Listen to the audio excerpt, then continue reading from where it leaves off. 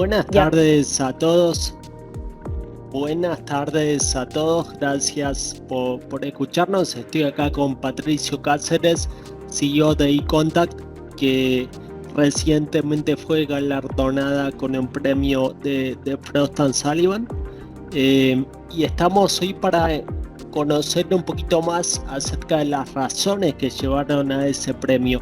Patricio, primero que nada, ¿cómo estás? Hola, Sebastián, ¿cómo estás tú? Bien, súper bien. Y muchas gracias por la mención del premio. La verdad es que nos tomó por sorpresa y nada, estamos muy contentos no solo por cómo nos ven ustedes, sino cómo nos están percibiendo los clientes hoy día en la región. Muchas gracias.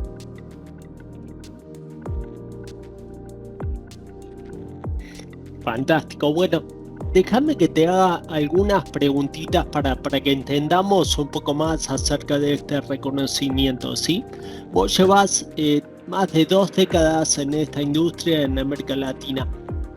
¿Qué es lo que está pasando hoy que no pasaba antes y por qué el tema de atención al cliente dejó de ser un problema operativo y se convirtió en uno de los primeros temas en la agenda de un CEO hoy? Mm, a ver, sí, bueno, nosotros llevamos 26 años ya y en el tiempo hemos observado cómo operan los clientes en Chile, Colombia, Perú, Ecuador, Centroamérica, que son los países, los territorios donde tenemos clientes. Por ahí son poco más de 30.000, 33.000 sillas. Y lo que hemos visto, lo que veo en estos últimos 3 años, que no quiere decir que no se producía antes o no se veía antes, es un desfase mayor eh, un desfase mayor. Y con esto me refiero a que el cliente evolucionó mucho más rápido de lo que nosotros, las organizaciones, entendíamos o éramos capaces de reaccionar. Y, y esto no es una percepción. Hace ya un tiempo, la gente de Salesforce, si es que lo puedo mencionar, ellos publican muchos estudios. Y por ahí el 2019 ya aventuraban que es un estudio que hicieron en otra industria, pero ya cuantificaron que los clientes estaban dispuestos a cambiarse cuando percibían que una de las marcas que le dan servicio era más rápida que la otra, o tenían una percepción de que el servicio al cliente era mejor que la otra. Y te pongo un ejemplo que es cotidiano, probablemente a ti te pasa, yo lo veo con mis hijos, con mi grupo de cercanos, es que cuando llaman a una empresa, se quieren contactar con el servicio al cliente y la percepción de rapidez o de atención, calidad de atención de ese servicio al cliente, escoge una industria, es más lento, por ejemplo, que tu aplicación de delivery, que es la que te reparte el almuerzo, ¿no es cierto? Esta, que es instantáneo, básicamente tú compras el almuerzo, está en algunos minutos en la casa. La percepción es que tu servicio es lento. Y la verdad es que el problema, uno podría indicar que el problema son las expectativas del cliente, pero el problema no es del cliente, es de uno, ¿cierto? Y entonces hace sentido el estudio, que es que hay un desfase y que tiene consecuencia directa en los números. Aparecen fenómenos como el churn silencioso y no siempre el atributo del churn o la causa del churn silencioso o del activo es que el precio es menor o que aumentó la competencia. Lo que está pasando muchas veces es que su experiencia no es equivalente. Y finalmente nosotros como clientes, si nos salimos nos vamos de la industria en la que estamos, en la que participamos, nuestra experiencia de cliente básicamente es esa. Es decir, que estamos buscando tener no solo experiencias memorables, sino que tiene que ver con que estamos buscando ese enganche o ese match respecto a nuestras expectativas. Y por lo tanto, al final hay temas de experiencia acumulada a una persona que se siente dañada durante el tiempo, cuando tiene la oportunidad se cambia y por ahí aparece el fenómeno, ¿no es cierto?, distinguir entre un cliente leal y un cliente cautivo. Así que por lo tanto, yo diría que la diferencia está en las empresas que lo miden y las empresas que gestionan por percepciones. Ujú. Tiene mucho sentido lo que comentas, Patricio. Frost & Sullivan identificó en eContact algo que no encontró igual en otros players de la región. ¿Qué es lo que realmente diferencia una implantación que genera impacto real de una que meramente instala tecnología? Buena pregunta. Bueno, te voy a mencionar el caso de Genesys, por ejemplo. Genesys es una plataforma de clase mundial, destaca por su capacidad de adaptarse y por proponer un producto que básicamente permite acompañar una estrategia. Tiene una estrategia y uno va a buscar el mejor player que se acomoda a esa estrategia y Genesys está ahí disponible. Ahora, esa es una plataforma, es una excelente herramienta, pero una excelente herramienta, por excelente que sea, no necesariamente sabe cómo un cliente en Bogotá o un cliente que está en Lima opera. No conoce las costumbres. Lo que te permite es adaptarla dado un diseño. ¿Bien? Por lo tanto, hay cuestiones que no están necesariamente incorporadas en las herramientas, que tiene que ver con, por ejemplo, particularidades regulatorias en los mercados.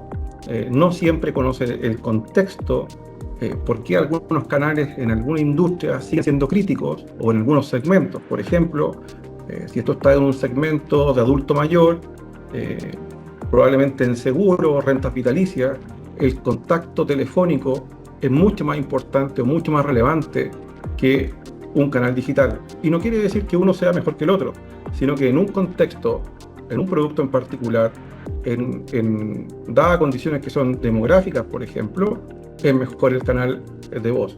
Y eso la herramienta no lo conoce per se. Tú tienes que diseñar considerando esas características. Y por lo tanto, ocurre que cuando me enfrento a la herramienta, suponiendo que esas distinciones no existen, pasa a ser un elemento crítico dentro de la decisión, y podrías tomar tú la consideración, es que no, mira, nos vamos a ir a digital y vamos full a digital, y te olvidas de esos segmentos que valoran la voz, y por lo tanto lo que hace es que golpeas la experiencia y ya luego se da cuenta el directorio cuando el churn aumenta. Entonces, yo diría que una de los aportes importantes de eContact es que la mayoría de nuestro equipo, si no un porcentaje muy alto de nuestro equipo, somos todos ingenieros, y por lo tanto, y con mucha experiencia en ecosistema de atención al cliente o de experiencia. Entonces, cuando miramos el ecosistema, nosotros, es lo que entendemos, es que abordamos de manera distinta el cómo se debe generar una implementación. Es decir, no es implementar una herramienta, sino que es desde el catálogo de funcionalidades, ¿no? Mira, ahí vamos a implementar la funcionalidad A, la B, la C, la Z. No es una compra de supermercado, sino que tiene que ver cómo nosotros entendemos esa problemática completa, esa problemática de negocio, esa problemática de experiencia, y por lo tanto ajustamos las herramientas a esa experiencia o compromiso de negocio. ¿Y por qué es importante? Porque nosotros gestionamos riesgo. Básicamente nuestro negocio, si bien está expresado desde la tecnología en un contexto de atención al cliente o de experiencia de canales, lo que hacemos es administrar el riesgo de qué pasa si la herramienta no está como debe estar, ¿bien? O qué pasa si la herramienta no está. Por lo tanto, lo que transferimos a nuestros clientes es ese riesgo, que no tiene que ver solo con reputacional, tiene que ver con qué pasa si la herramienta no está disponible hoy día, en una hora, cuánto dejé de vender, cuánto dejé de cobrar, cuánto churn, ¿no es cierto?, posibilidades de atenderlo para poder cautivar o recautivar a mi cliente no está disponible y por lo tanto tengo esas pérdidas, entre muchas otras. Por lo tanto, yo diría que el proceso, la operación del cliente, entenderlo, es primero, viene con el diseño y la tecnología es el paso siguiente. ¿Bien? Por lo tanto, ¿no es cierto?, uno apoya como una solución a un problema que ya está definido. Y por lo tanto ahí pienso, y es lo que aparece en el documento, y agradezco mucho eso, porque es una mirada que no siempre es directa, y es que para nosotros, para iContact, eso es algo conocido, es parte del ADN de iContact. Así es que es muy útil que ustedes hayan verificado eso con la metodología de Frost & Sullivan. Clarísimo, perfecto, Patricio. Te cambio un poquito de tema ahora y hablemos de inteligencia artificial. Sabemos que en los contact centers ya lleva varios años de implementación en la región, pero ¿qué ha aprendido iContact en este camino y hacia dónde crees que debería moverse el foco para que su infusión genere un impacto real en el negocio? Iniciar diciendo que el aprendizaje ha sido real. Y en algunos casos, hay que decirlo, costoso. No solo para iContact, sino que para la industria completa. Cuando uno mira desde los inicios, tú bien lo dijiste, la automatización en los contact centers no viene dada desde la aparición de OpenAI. Viene dada mucho antes, cuando aparecen los IVR, etc. Por lo tanto, es una industria que está abierta a incorporar tecnologías de automatización. Y especialmente cuando aparece la IA, aparece un desafío importante y como te digo, fue costoso y está siendo costoso dependiendo de las decisiones que se toman, etc. Ahora, el foco inicial, como bien ustedes lo saben, y lo vivimos además como clientes de las compañías que nos dan servicio, es que estuvo básicamente orientado a los costos, o casi exclusivamente a los costos. ¿Y por qué? Bueno, si yo pongo automatización y limito la cantidad de llamadas, por ejemplo, que terminan en un agente humano, esa llamada tiene un costo distinto a si termina en un IVR o si termina en un bot hoy día con inteligencia artificial. Y por ahí tiene impacto directo en los costos.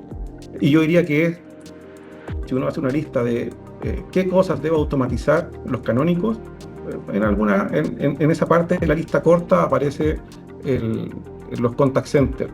Bien, y bueno, tiene sentido como punto de partida, porque es visible, es rápido, y por lo tanto es lo más fácil de medir. Bien, y aparece rápidamente en un reporte, bien, porque va directo a la última línea. Ahora, con el tiempo se ha ido evidenciando, que es lo que hemos ido evidenciando nosotros, es que optimizar el costo por interacción sin mirar lo que ocurre con el cliente después de esa interacción es una ecuación por ahí incompleta. Bien, y de nuevo, no puedo hablar de todos los segmentos, de todos los productos, no es una generalidad, pero sí ocurre, es decir, donde la experiencia importa, donde no es una transacción de entrar y salir, sino que yo busco la permanencia del cliente en el tiempo, busco crecer con el cliente, tener ventas cruzadas, etc. En industrias donde además el costo de adquirir un cliente es alto, por lo tanto, no es que entre un cliente y me dé lo mismo que se vaya mañana, sino que necesito que permanezca en una suscripción durante el tiempo, porque mi costo de adquirir es alto. Yo creo que ahí la ecuación está efectivamente incompleta. Y lo que hoy observamos como oportunidad real es ampliar el foco, yo diría, en tres direcciones, al menos en tres direcciones.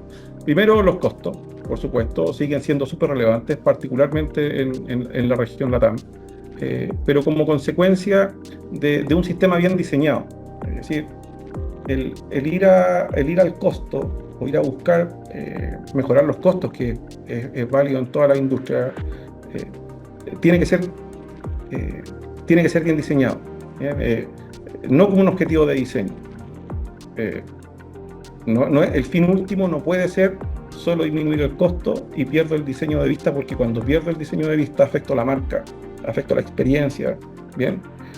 Segundo, bueno, las ventas es vital, ¿cierto? Si ya tengo un pilar en los costos, el otro pilar en las ventas es básico o un imperativo, y entonces un contact center bien implementado con inteligencia artificial no solo atiende, es capaz de convertir, genera oportunidades de aumentar el revenue, que hoy muchas veces se deja en la mesa porque no tengo capacidad de atención o no tengo la velocidad. Por lo tanto, vital. Y tercero, sin duda, la lealtad.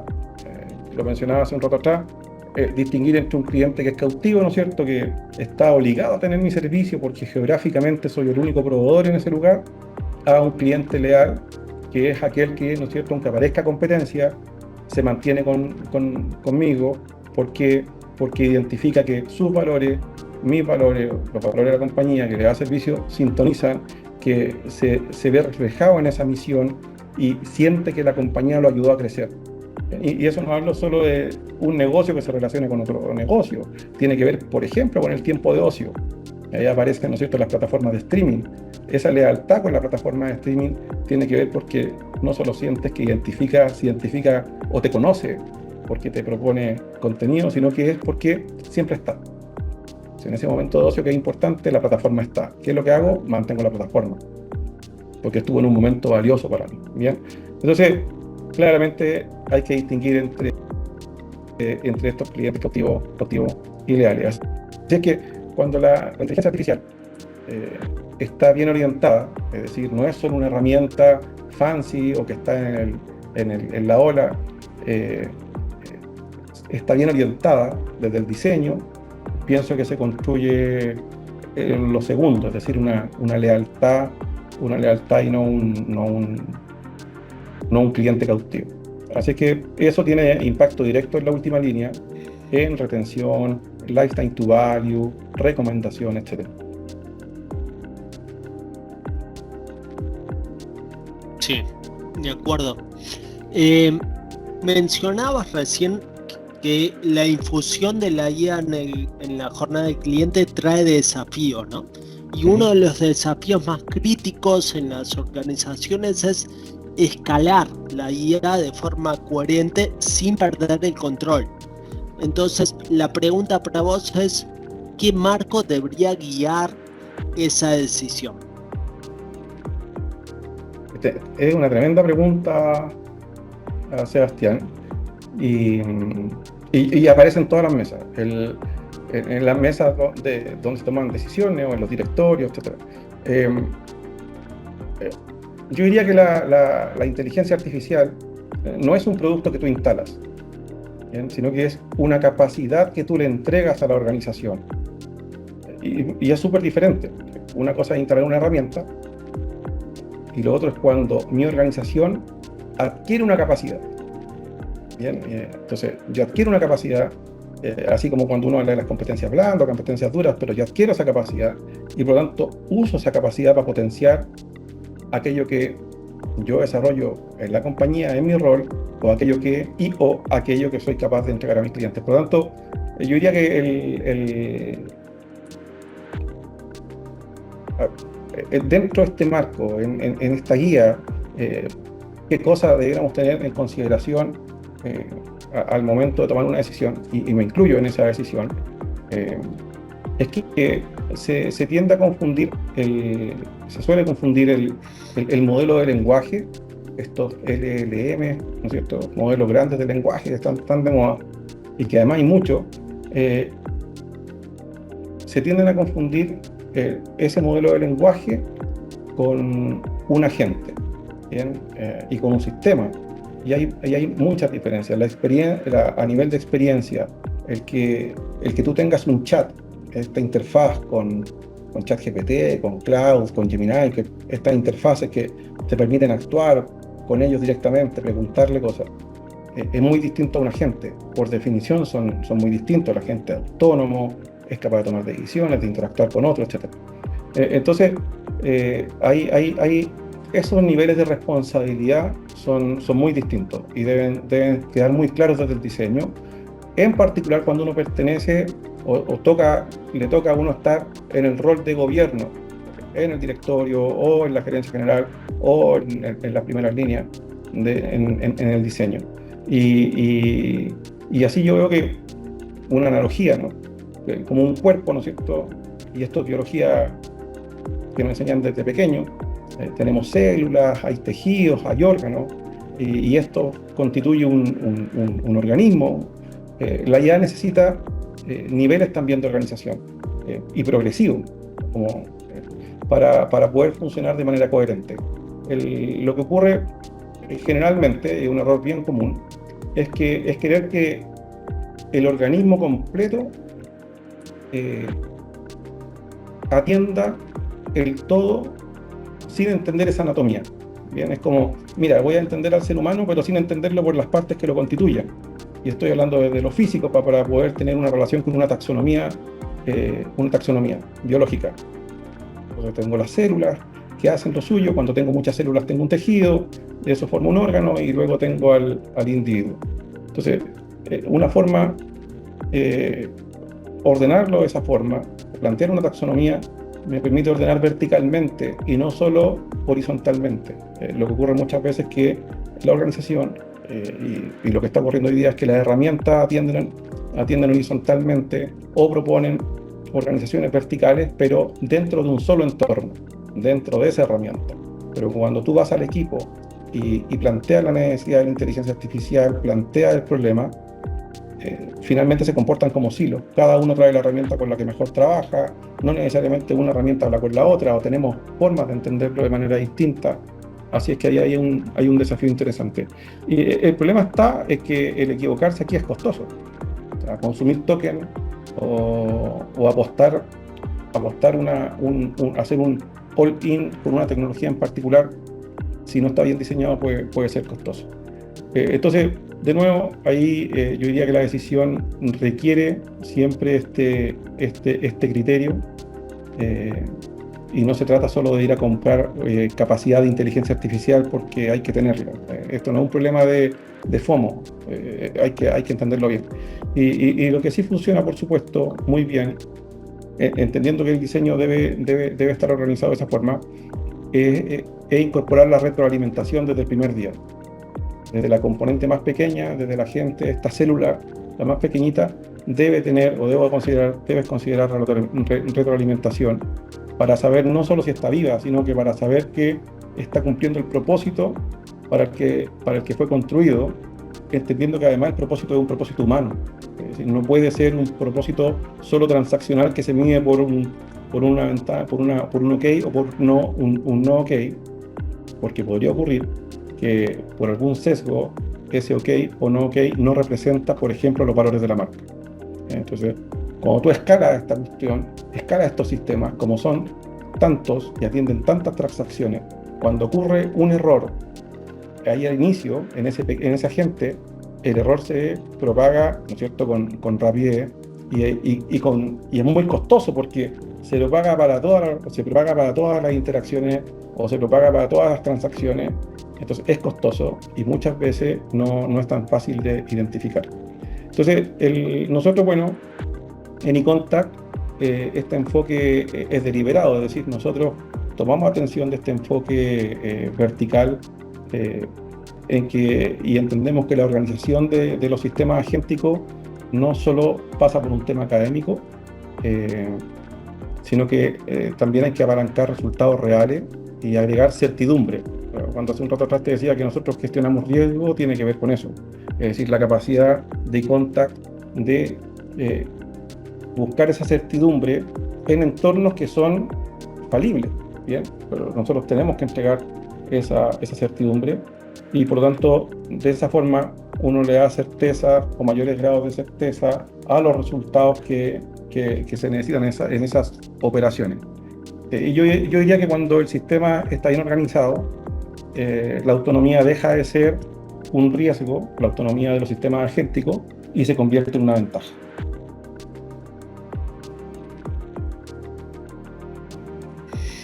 Excelente. Bien. Te hago la última, Patricio. Supongamos que estás con un CEO latinoamericano hipotético que está evaluando transformar su operación de atención al cliente y tenés 2 minutos con él. ¿Qué le decís? El pitch del elevador. Bueno, en el contexto en el que estamos, una pregunta rápida, se me ocurriría preguntarle si, no sé, si alguna vez calculó, por ejemplo, cuánto cuesta el estar sin atención automática a través del IVR, que es un sistema que todos conocemos. ¿Cuánto cuesta? Y eso es independiente, no estoy pensando en inteligencia artificial, estoy hablando desde el menú de tono, o un voice bot básico, una guía hablada, o un bot agéntico. Porque al final el principio es el mismo, es decir, debo producir la autoatención en ese nivel. Y yo diría que ahí, claro, el diseño define qué viaje hace ese cliente antes de que llegue a un agente humano. Bien, no olvidar al humano en el viaje. Y cuando ese diseño falla, entonces, o está subdimensionado por alguna razón, cada interacción que debía resolverse automáticamente termina en un agente humano. Y peor, podría no terminar, pero termina en un agente humano.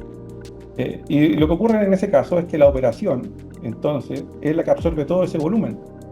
Y luego la promesa de contener o de autoatender ya no existe, no está presente.